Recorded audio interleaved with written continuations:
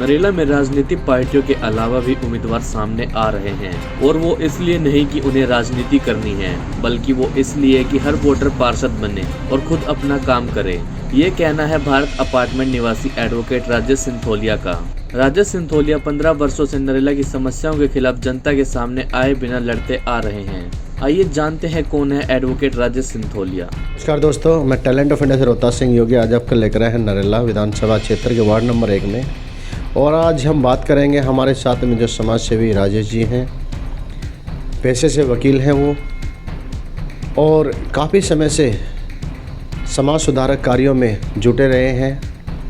कुछ चेहरे ऐसे होते हैं दोस्तों जो हमेशा सामने रहते हैं, कुछ चेहरे ऐसे होते हैं जो छुपकर कार्य करते हैं।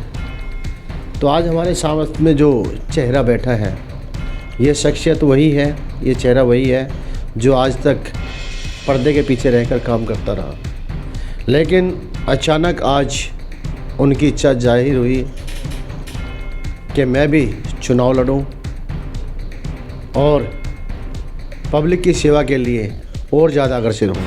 चलिए बात करते हैं हमारे साथ में जो राजेश जी हैं। सर, सबसे पहले तो हमारे दर्शकों को आप पुनः पूरा परिचय दे दीजिए। नरेला वार्ड के मतदाताओं को नमन और नमस्कार। इस बार मैं पार्षद 2022 का हूँ उम्मीदवार। मैं Rajesh Sintholiya advocate Bharat apartment pocket 2 sector 8 Narela का लास्ट 15 साल से निवासी हूँ। राजेश जी, अगर बात की जाए, आप समाज सेवा करते रहे हैं, ऐसा क्या ये आ गया कि आप एकदम से अचानक जो है राजनीति में आना चाह रहे हैं? मैं पिछले 15 साल से देख रहा हूँ कि एमसीडी में जो कार्यकारिणी है वो पार्टियों के दबाव में काम पूरी तरह नहीं कर पाती है। इसलिए मैंने निर्दलीय चुनाव का उम्मीदवार का मन बनाया है। और पिछले 15 साल में जिस पॉकेट में अभी हम रह रहे हैं, 15 साल पहले की बात करें तो सिर्फ 40 फैमिली थी और यहाँ पर कोई फैसिलिटी, बहुत कम फैसिलिटी थी। जैसे हमारे पॉकेट के सामने रोड नहीं थी, सिंगल रोड थी। हमारा स्पोर्ट्स कॉम्प्लेक्स आज नरेला A7 में सबसे बढ़िया स्पोर्ट्स कॉम्प्लेक्स है। रेलवे स्टेशन पर रिजर्वेशन काउंटर की 2010 तक कोई सुविधा नहीं थी। फिर मुनीम जी के बाग के सामने की जो रोड थी वो भी सिंगल थी।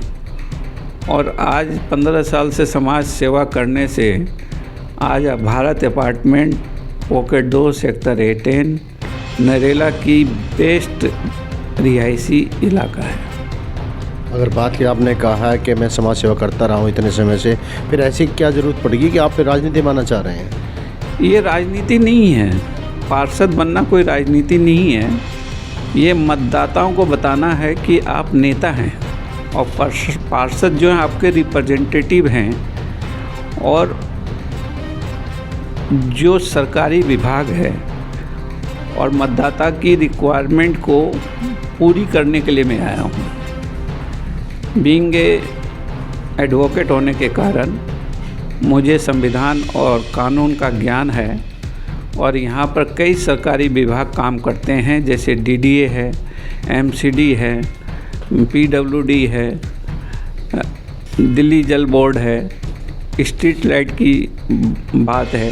तो कई अलग अलग सरकारी विभाग हैं जिसमें कोऑर्डिनेशन की कमी है। उसी कोऑर्डिनेशन को कंप्लीट करने आए जिससे कि मतदाताओं के पूरे काम हो सके। अगर बात की जाए, अगर जनता पर भरोसा करे तो क्या कुछ मुद्दे लेकर आएंगे बीच में आप पब्लिक के? पब्लिक ही सारा काम करेगी। हर एरिया पब्लिक अपने एरिया का काम वो खुद बताएंगी और उन्हीं के निगरानी में सारे काम होंगे। अगर वो काम नहीं होते हैं तो कानूनी कैसे हो सकते हैं वो मैं करा के दूंगा। अगर मान लिया जनता पर भरोसा करे और आपको वोट देकर जिता भी दे, तो उसके बाद सबसे पहला कदम कौन सा उठाएं? क्योंकि दिल्ली तो पूरी ही सड़ रही है और ऐसे ही हालात नरेला के अंदर भी हैं। जल भराव नहीं ख़त्म हो पा रहा कई जगह का, जबकि नरेला से अगर हम झंडा चौक से आप अगर बाहर दशहरा ग्राउंड की तरफ, मनसा देवी की तरफ आते हैं तो जिस टाइम बारिश आती है तो वहाँ 3 से 4 फुट पानी खड़ा हो जाता है। तो उसको किस तरह से आप जो है आने वाले समय में अगर जनता पर भरोसा करें तो कैसे निजात दिलाएंगे उससे? सबसे ज़रूरी है कि जो सरकारी एजेंसी है उसमें कोऑर्डिनेशन की बड़ी कमी है।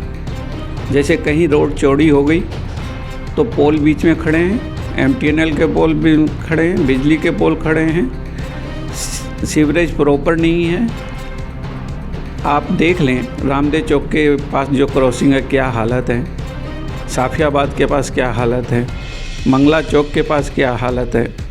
रेलवे स्टेशन से बाहर निकलें तो MCD का कमरा पड़ा हुआ है। बवाना रोड के पास चले जाएं तो बिजली पोल।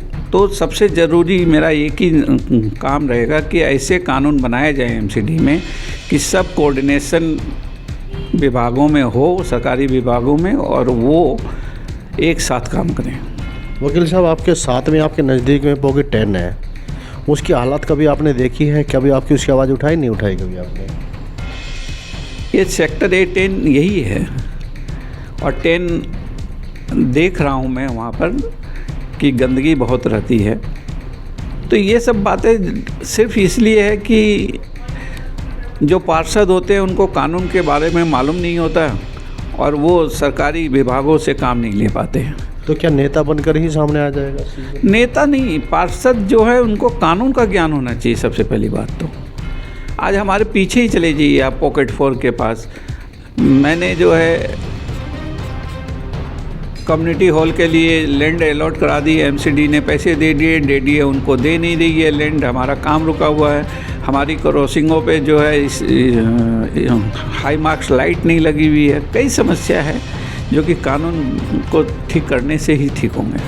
चलिए, अगर जनता भरोसा करती है तो सबसे पहला कदम कौन सा रहेगा नरेला के लिए? सबसे पहला जो कदम रहेगा कि नरेला को खूबसूरत शहर बनाना, गंदगी को हटाना, जो MCD का मेन काम है। दूसरा सबसे रहेगा कि सुरक्षा की दृष्टि से यहाँ पर थोड़ी क्राइम इन दिनों बहुत ज़्यादा नरेला में डिफेम हुई है क्राइम के मामले में। वो तो आपके अंडर नहीं आएगा, निगम के अंडर नहीं आएगा वो। नहीं, पुलिस से तो काम लेना ही होगा ना, पार्षद के पास इतना पावर है। वो वकील के थ्रू आप कर सकते हैं, वकालत जो आप करते हैं उसके थ्रू करा सकते हैं, बाकी पार्षद के अंडर में वो चीज़ें नहीं आएंगी। नहीं, पार्षद के अंडर में नहीं है, लेकिन उनको पार्षद जो है एक पब्लिक रिप्रेजेंटेटिव है जो कि उनको सुनना ही होगा। मांग कर सकते हैं वो बात, बिल्कुल सुनना होगा उनको बात को। यही तो कानून समझना है, और समझना क्या है, कानून आना चाहिए ना कि आप कहाँ पर क्या बोल रहे हैं। चलिए, जनता देख रही है, जनता अगर चाहे, आप जिस तरह से पैसे से वकील हैं, कुछ ऐसे लोग भी ऐसा ही हैं जो जिनके पास जो है पैसा नहीं है और वो केस नहीं लड़ सकते, कुछ बहन बेटियाँ ऐसी हैं जो कि किसी वजह से जो है कोर्ट तक नहीं जा पा रही हैं, तो क्या आप किस तरह से मदद कर पाएंगे उनकी? हमारे जुडिशरी सिस्टम में ऑलरेडी फ्री एडवोकेट्स बैठे हुए हैं जो कि बिना किसी फीस के लिए के उनको सलाह की व्यवस्था है। लेकिन इसके अलावा हमारे वार्ड में जितने भी एडवोकेट्स हैं उनकी एक टीम बनेगी और वो टोटली फ्री सेवा देंगे अपने नियर बाय जिनको न्याय की व्यवस्था चाहिए। जीतने के बाद या जीतने से पहले भी? जीतने से पहले तो मैं सिर्फ अपनी गारंटी ले सकता हूँ, जीतने के बाद व्यवस्था की जाएगी। तो आप अपनी गारंटी लेते हैं अगर कोई आपके पास आता तो आप उसका फ्री केस लड़ेंगे? बिल्कुल बिल्कुल, अगर उसकी हालत ख़राब है और उसके पास कोई भी आर्थिक समस्या है तो ज़रूर हम उसको। तो हमारी जो नरेला जो जनता है वो आपको देख रही है, आप उनको अपना कॉन्टैक्ट नंबर और अपना एड्रेस बता दें। मेरी नज़र में मतदाता जो है सही मामले में वही नेता है, वो किसी पार्टी का कार्यकर्ता नहीं है, इसलिए मैं उनको नेता समझता हूँ। और मेरा मोबाइल नंबर है 9811101889 9811101889। और हमारी RW बहुत स्ट्रॉन्ग है भारत डिपार्टमेंट की, और सुबह शाम जब भी वो सुबह मॉर्निंग वॉक के टाइम में मिल सकते हैं या शाम को फिर मिल सकते हैं। दर्शकों, आप अभी देख रहे थे हमारे साथ में राजेश सिंधोलिया जी हैं जो एडवोकेट हैं और उसके साथ साथ वो समाज सेवी भी हैं।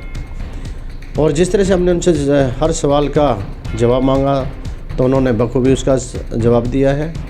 तो आप देख रहे हैं टैलेंट ऑफ इंडिया न्यूज़, और इस पर जो अभी नंबर वकील साहब ने जो अपना बताया है आप उस नंबर को नोट कर लीजिए। और आपको अगर कहीं पर भी आवश्यकता पड़ती है कानून की या अन्य कोई आवश्यकता है किसी चीज़ की जानकारी लेने के लिए, तो आप हमारे talent of India news channel पर देखकर उसे आप कॉन्टैक्ट कर सकते हैं।